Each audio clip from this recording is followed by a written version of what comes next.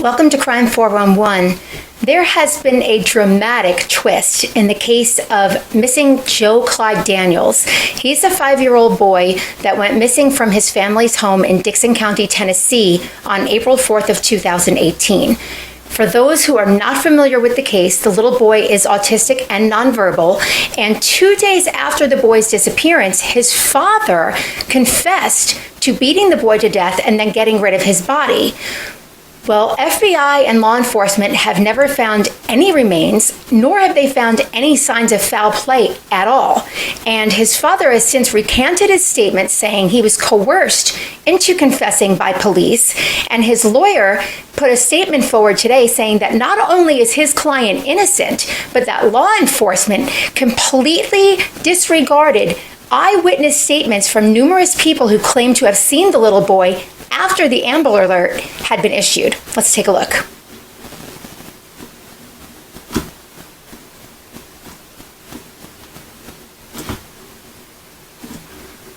Lockert, LOC.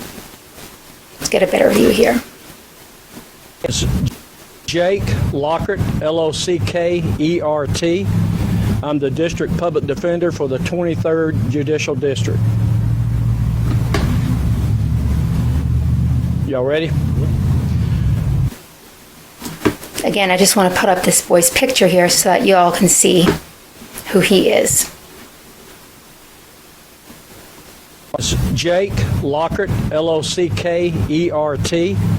I'm the District Public Defender for the 23rd Judicial District. So he is the public defender of the father of this little boy who initially confessed to murdering his son and has since recanted his statement. Y'all ready? All right, on April the 4th, 2018, as you know, a young man by the name of Joe Clyde Daniels, also referred to as Baby Joe, was reported missing from his home on Garners Creek Road in Dickson County. Law enforcement responded to the scene and they did searches all over the area looking for this young boy. We now know that later that morning, one gentleman saw a child meeting the description of Joe Clyde Daniels 420 yards down from the Daniels house on Garners Creek Road. The gentleman worked at Belmont University, was driving back through there and spotted this young man. He didn't think anything about it because it was in the front yard of another residence. The time he saw this young man was around... He didn't think anything of it because the kid was outside in the front yard of a residence. However, it was like 1 o'clock in the morning. Listen. From 12:45 to 1 in the morning. The significance of that is 45 minutes to an hour after my client in his confession said that he had killed this boy and gotten rid of the body. So that was the first indication we had that what he had confessed to was not true. We also... I'm going to pause there. Now, there has been no confirmation one way or another as to whether or not the boy that was seen in the front yard near the home was in fact Joe Clyde Daniels. So that is not enough to say that his confession was garbage, right? That's enough to say that maybe something else happened here. But let's keep listening because the other evidence that they bring forward is really, really interesting. I know from videotape of a neighbor's surveillance camera that when my client said he had beaten this young boy to death and left him essentially a bloody mess and put the body in the car and took the car and got rid of the body, we know that's not true because the surveillance video shows that that vehicle never left the house during that time period. So that's very interesting. So he made a confession saying that he murdered his son, put his body in the car, and then got rid of his body. And there is surveillance video from a neighbor showing that his father's car never left the house. How does law enforcement not have that? That's my question. And a lot of times law enforcement will get fixated on a scenario that they believe happened, and they will just tunnel vision on that and not look at any other possibilities. And if you have not seen these Netflix documentaries of people who have been coerced into confessing to crimes that they didn't commit, I encourage you to watch it, because it actually happens all the time. There was no blood evidence of the victim in the house, no blood evidence of the victim in the car, and the vehicle did not leave, as my client confessed. So that was first indication we had that maybe this child just ran away and was abducted. So we had the witness who saw the young man on the road, and then this week I've talked to two ladies in Benton County, one of which works for the Board of Education in Benton County. They were at a store in Camden, Tennessee, the morning of April 4th, which is the same day that Joe Clyde Daniels was missing. They were in the store at approximately 8 that morning, which is before the Amber Alert went out on Joe Clyde Daniels. So when they saw this young man in the store, they didn't have any reason to think anything about it. Later that evening, when the assistant manager in the store saw the Amber Alert on the news, she recognized that the boy she had seen was who she believed to be Joe Clyde Daniels. She and the manager of the store notified the Benton County Sheriff's Department. Benton County Sheriff's Department went over and talked to the ladies. They then made a referral to Dixon County and let Dixon County know that they had two ladies that believed they had seen Joe Clyde Daniels in that store at about 8 o'clock that morning, that he was in a bus that was a school bus. So these two ladies claim to have seen him that morning. They call police, and this is the first time that the public is hearing about this? Sorry. Converted to a camper or RV that had been painted black and white and had out-of-state tags. She believed the tags were either Massachusetts or Wisconsin, but she can't remember that now. So 2 states out of 50, right? A black and white camper that is painted black and white. This doesn't seem like a very difficult vehicle to miss if you're looking for it. Yet there was never any information given to the public that this was actually even happening. Now, for the next 2 days, she never heard back from law enforcement, so she called Dixon County to remind them that they had seen the boy they believed to be Joe Clyde Daniels.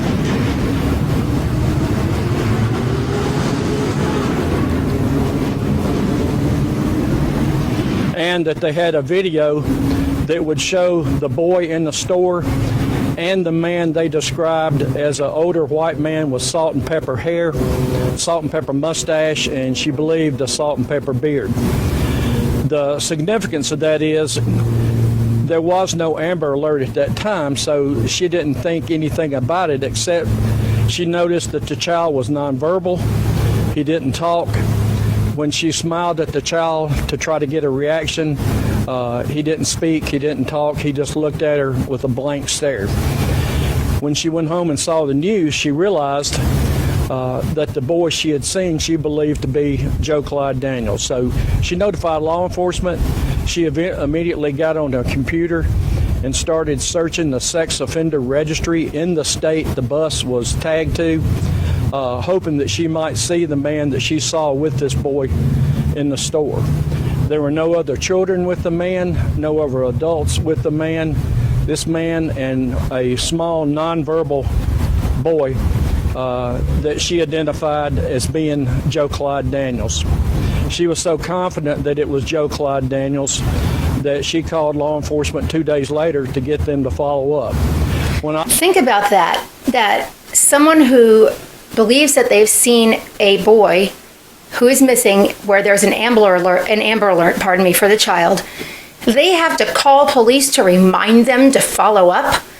What, are you kidding me? And I'll tell you what, this is not the first time that I have heard this with TBI in particular, because I covered the Evelyn Boswell case, the 18-month-old baby that went missing in Tennessee, and I interviewed A lady who believed that she had seen Evelyn with the biological grandmother and the grandmother's boyfriend in a KFC where she worked 20 minutes away from where they were searching for the baby in a lake. Well, she called the tip into TBI and they said they would try and get out there on Monday. This was on a Thursday. That's 5 days. So we interviewed her and we went, public with it. And because of that, they went out there sooner. But if it wasn't for that, who's to say if they even would have gone out there at all? So this is not the first time that I'm hearing this with TBI, which to me, that says that there is some shady stuff going on that needs to be looked into. I talked to these ladies with my investigator yesterday. She advised we the first people that have come to talk to them to ask for the videotape or to get a report from them. She has not heard from the TBI, not heard from law enforcement in Dixon County. After approximately a year, she decided law enforcement was not going to follow up on it, so they put the tape back in their security system at the store and recorded over it. Now that drives me crazy. You have this competent woman. She's looking to see if there are registered sex offenders with a vehicle or a picture of a registered sex offender who looks like this guy that she saw this little boy with. And she puts the tape in there and records over it. She doesn't make a copy. Come on. Why not just get a new tape and hold on to that tape? Why in the world would you ever record over that? This blows my mind. But she's confident that she saw Joe Clyde Daniels. She described him as wearing cowboy boots that were brown with a flat toe. I've talked with the family, and we've known for some time that Joe Clyde Daniels had boots like that. You've got a photograph that shows him wearing those boots, and we know the morning he went missing, the boots were missing also. So because of all this, we think there's a good chance this child was abducted, and rather than waiting on this information till we get to trial, since there's a chance that kid is still out there alive, I felt like the public and law enforcement need to know, and they need to make efforts to find this young boy and also try to track down the gentleman in this black and white school bus van. Now this is 2 years ago. 2 years ago. How is this information just now becoming public? 2 years after this kid is missing. What is wrong with this picture? This is crazy. Are you suggesting that your client might not be in jail today if authorities pursued this lead and had a copy of this video? If they'd gotten a copy of the video, pursued the lead, found that black and white bus, and had been able to recover Joe Clyde Daniels, then obviously, yeah, he wouldn't be in jail. We know now that my client's confession is false because we have video evidence that he never left that house with the body. TBI went back and executed a search warrant thinking maybe the young boy was in the yard. They didn't recover the body of Joe Clyde Daniels. Pausing again for 1 second. So if the neighbor had surveillance video showing that the father never left the home with the boy's body, or that the car never left the home, is there surveillance video showing that the boy left the home on his own? I'm curious to see if they've looked into that, but they don't address that in this press conference. So we know he didn't leave in the car. We know he's not buried in the yard. We know that 3 witnesses believe they seen him after my client had confessed to killing him and getting rid of the body. So there's an awfully good chance this young man had made it at least 420 yards down the road and got abducted. If what they're saying is true, why do you think authorities did not follow up? So the question, in case you can't hear from the press conference, is if what you are saying is true, why do you think the authorities did not follow up?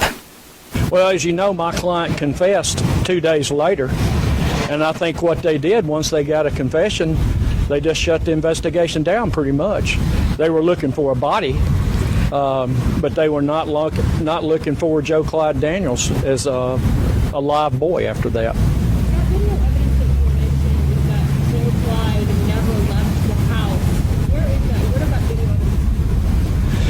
A neighbor had a surveillance camera outside, and it was aimed toward their driveway.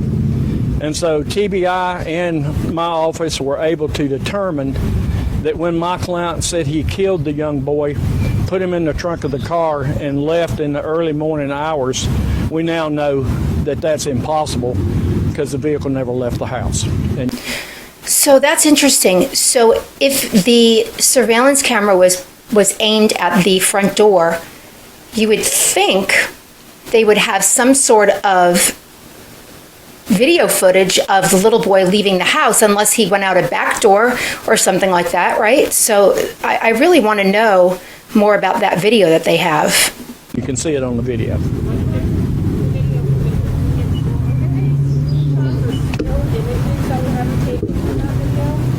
No, I asked the ladies if anybody had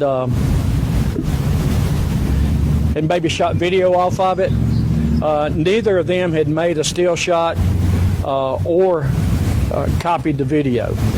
And I've not talked to everyone who was there. There was a cashier we'd not been able to locate who also saw this boy. But to my knowledge, no one reproduced that video in any way. That is absurd. Absurd. Why would you record over this video? I don't care if it's 1 year, 2 years, or 10 years later. If you have a video of a kid that you believe you saw who was missing on an Amber Alert, what in the world would possess you to ever record over that when there are a million other tapes you can put in that surveillance system to record with? I just don't get it. 2 years. Why do you think this information is just out right now? Well, we received 10 terabytes of discovery on an external hard drive in February. And as you know, 10 terabytes is a lot of information. As we went through it, we found a lead sheet from Dixon County that wasn't finished. And we knew then that they had not followed up on that lead. So we followed up on it, went and interviewed these witnesses and found out that they had in fact seen this young boy that was nonverbal, wearing cowboy boots like Joe Clyde Daniels, and that they believe was Joe Clyde Daniels. Can you elaborate more on this lead sheet? Did it say that he came from Benton County, or did they name women? The paperwork indicates that a Deputy Netterville from Benton County contacted Dixon County and Officer Lovell. And then the lead sheet doesn't have anything else to indicate that they interviewed, went and got the tape, or did anything. And we know Okay, from so talk. that's just complete incompetence. Like, come on. How do you not follow up on something like that? And again, I can honestly tell you, I don't believe that TBI would have followed up on checking the surveillance footage from that KFC with the Evelyn Boswell case if we hadn't blown it up. So somebody needs to look into what TBI is doing, because apparently they're dropping the ball left and right here. Talking to these two ladies who are the manager and the assistant manager in this store, that no one came and got the video, and no one came and got their statements, descriptions of the man, description of the bus, or anything like that. Officer Netterville is in law enforcement in Benton County. Lovell is with Dixon County. Officer Netterville told us he made a referral to Dixon County. He told them he had two women that said they had spotted who they believed to be Joe Clyde Daniels, and that the store had a video that would show it. He then told his supervisor that he was not going to do any further work because he'd referred it to the county where the crime was being investigated, and he felt like he'd done his job.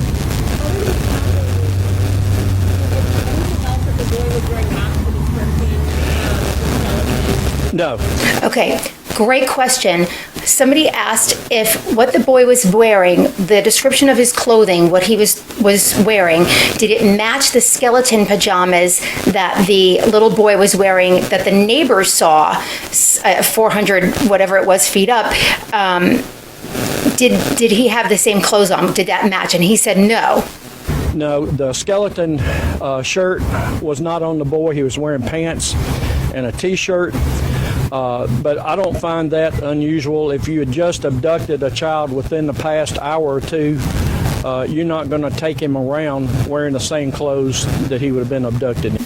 Okay, true. You're not going to take the kid around in the same clothes that he had been abducted in, but you're also not going to leave the kid on somebody's front property at 1 o'clock in the morning by themselves unattended if you just abducted them. So that doesn't make any sense. You're quite aware of this information. Have you talked to him about it? What do you think? I have not talked to my client about this. I just interviewed these two ladies yesterday, and because of what I believe is a strong public interest in the safety of this young boy, I decided to go public with it because I don't want to wait till a trial that may take place next year, and if this child's been abducted and still being held hostage, I don't want him to sit there in that type misery that long. That's true. Seem frustrated, relieved that they're finally saying this out in the open. The assistant manager was very frustrated that law enforcement didn't come get the tape and talk to her. She even called 2 days later to Dixon County to remind them. So yeah, she was frustrated. She believes strongly it was Joe Clyde Daniels. She believes he was abducted, and she felt so strongly about it, she was searching sex offender databases herself in the state where this bus was registered to. Pretty sad that this lady did more work than law enforcement did, and here we are 2 years later, just now hearing that someone actually may have seen this little boy with a description of the man he may have been with and the vehicle, and nobody said anything for 2 years. Unbelievable.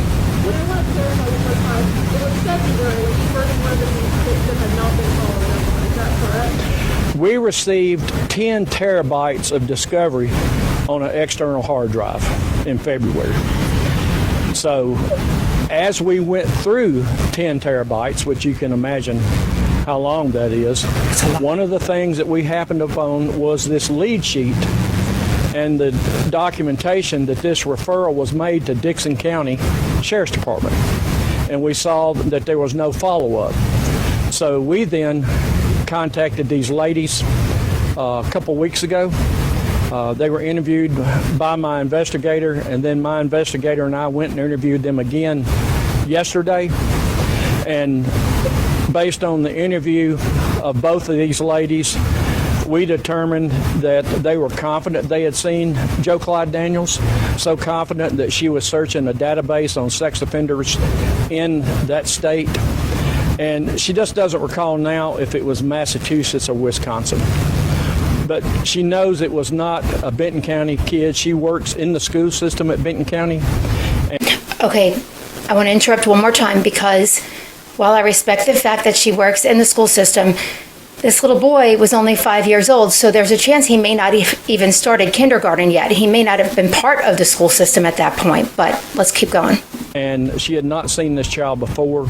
She said he appeared to be dazed, he wouldn't smile, and he wouldn't talk.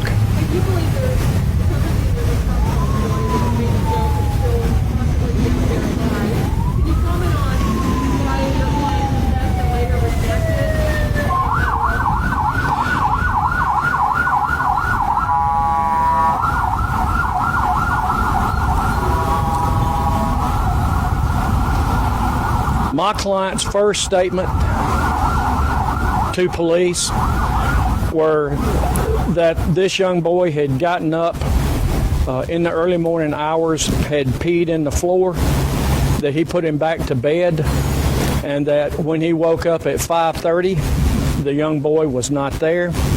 He looked around the house in the yard over toward the neighbor's house because this young man, being autistic, escaped all the time.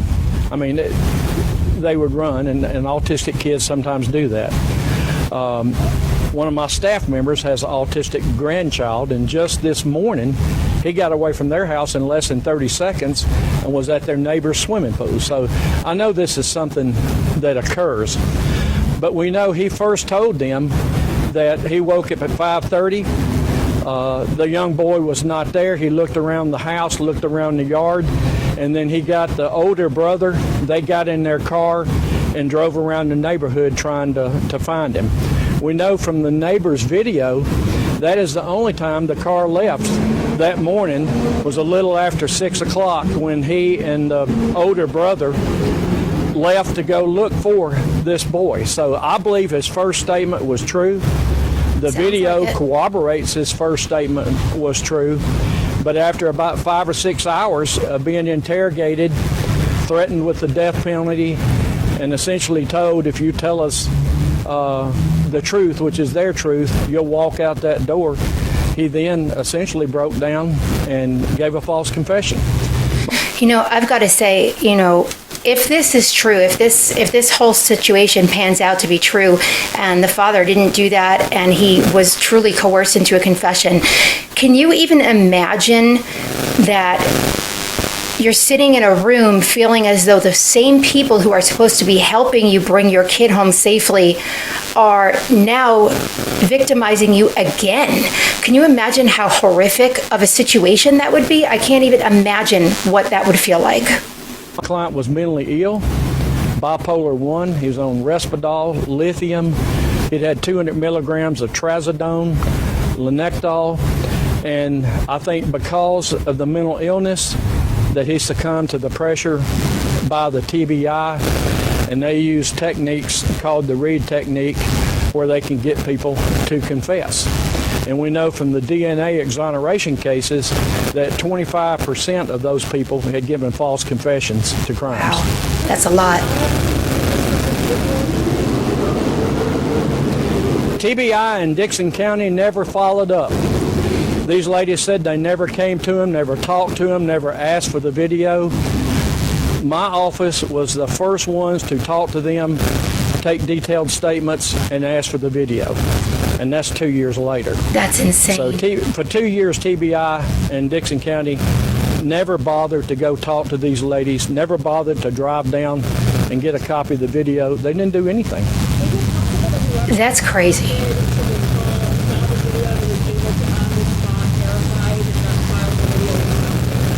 The deputy Netterville saw the video.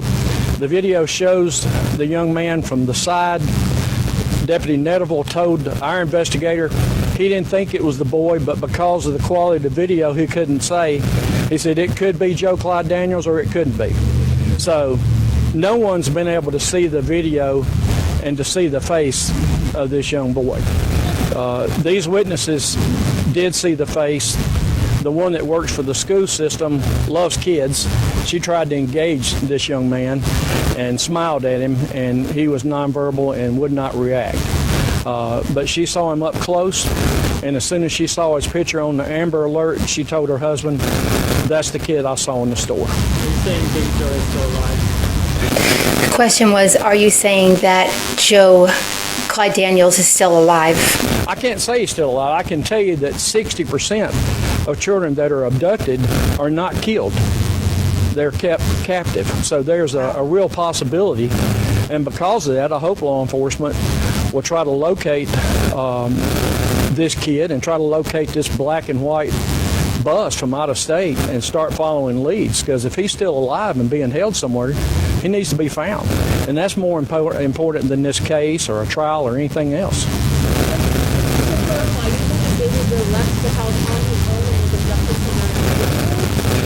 I believe, based on the witness, the gentleman that worked at Belmont University, he saw someone wearing the skeleton pajamas 420 yards down the road from the Daniels house.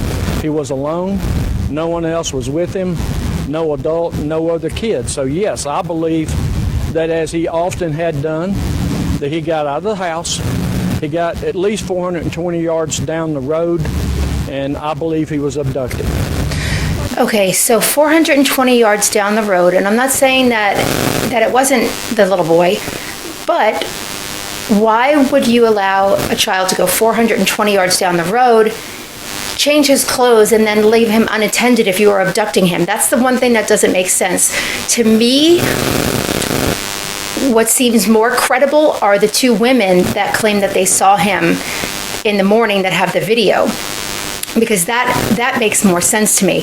I do wish someone had asked him if those women saw him in a skeleton shirt or pajamas or pants and a t-shirt like he had been reported missing in, but I don't believe that they got into that in this press conference.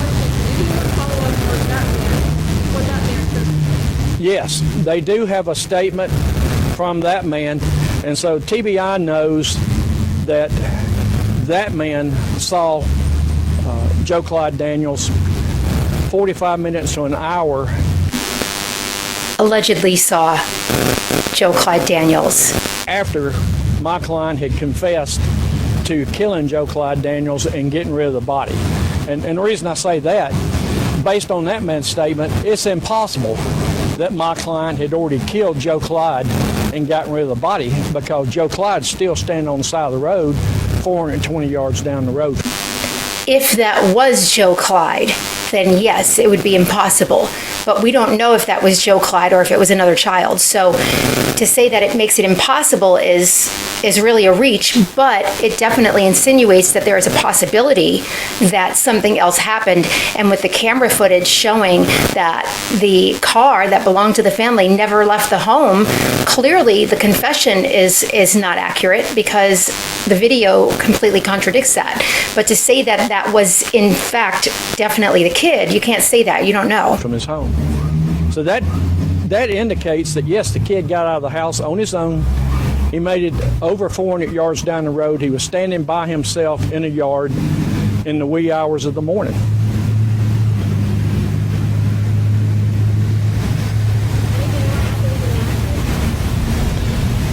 No, I mean, I can't think of anything else. I just think it's important in a matter like this. I thought about it, prayed about it, and I just decided I couldn't settle on this to trial. It might be next year with COVID-19 or the year after before we try it. And if there's any chance that these ladies did see who they believe to be Joe Clyde Daniels, and he's in a black and white bus from out of state, that needs to be followed up on.